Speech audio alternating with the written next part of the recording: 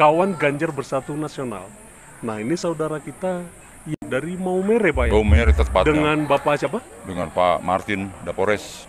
Pak Martin Dapores. Bapak sengaja datang ke sini? Saya mendapat undangan dari KGBN. Oke.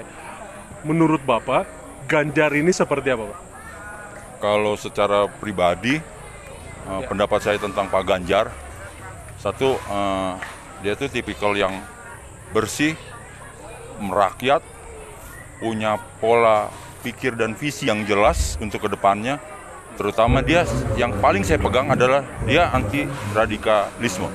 Anti Radikalisme. Bapak Ganjar anti radikalisme itu ya? yang saya pegang. Kenapa? Karena Indonesia ini bukan terdiri dari satu agama dan golongan. Iya. Indonesia ini didirikan oleh para bapak bangsa dahulu itu dengan beragam agama, suku. Dan Pak Ganjar sudah menerapkan itu secara skema kecil ada di Jawa Tengah. Oke. Dan sukses di Jawa Tengah. Sukses di Jawa Tengah. Langsung jadi nomor satu secara nasional. Secara nasional. Oke. Kalau menurut Bapak 2024, nah ini Ganjar Pranowo cocok tidak untuk menjadi presiden di negeri ini? Pribadi saya bukan cuma cocok dan harus terjadi. Dia bisa meneruskan estafet yang sudah Pak Jokowi lakukan selama 10 tahun sampai dengan 2024. Apa yang Pak Jokowi lakukan untuk Papua? Infrastruktur. Hanya di presiden ke-7 ini, Papua punya namanya Trans Papua. Hanya di presiden ke-7, tolong dicatat itu. Oleh Bapak Insinyur Joko Widodo. Terus BBM satu harga.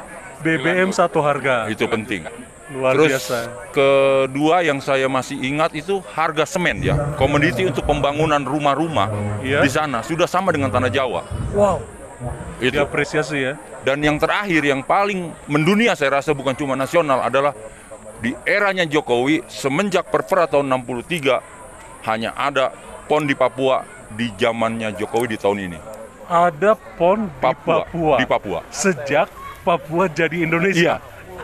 Luar biasa. Itu yang nggak mungkin, ya kita nggak bisa bilang yang sebelumnya nggak melakukan itu, tapi keinginan untuk melakukan itu yang mereka nggak lakukan. Keinginan dan keberanian, seperti itu ya. Karena berita juga di informasi publik bahwa bilang Jokowi saya harus ke sana, apapun resikonya. Jadi pemimpin seperti itu yang kita butuhkan ya. Yang kita butuhkan itu, karena Indonesia bukan cuma Jawa, bukan cuma Sumatera, tapi kami ada di sana, di Indonesia bagian timur. Kami adalah Indonesia. Kami adalah Indonesia. Dan emang beberapa waktu belakangan ini banyak insiden terjadi di Papua. Bagaimana Bapak menyikapinya atau secara pribadi gimana Bapak menanggapinya? Secara pribadi sesuai yang viral di lini masa ya, seperti pendapat Pak Pigai atau siapapun. Pak Pigai, Bapak berani sebutkan ya? Gimana itu udah viral. Saya rasa itu hanya sifatnya ungkapan pribadi ya, tanpa melihat kenyataan yang ada di sana.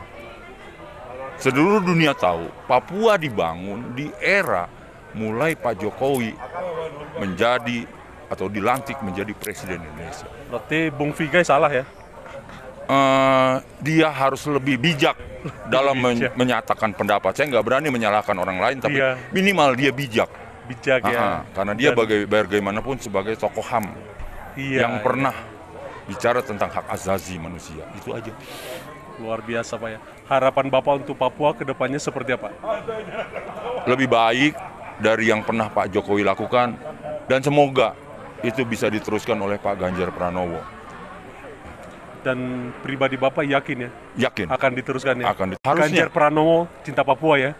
Harusnya Ganjar Pranowo, bukan yang lain. Bukan ya? Berharap ya? Berharap. Oke. Dan yakin, bukan cuma berharap, tapi saya yakin.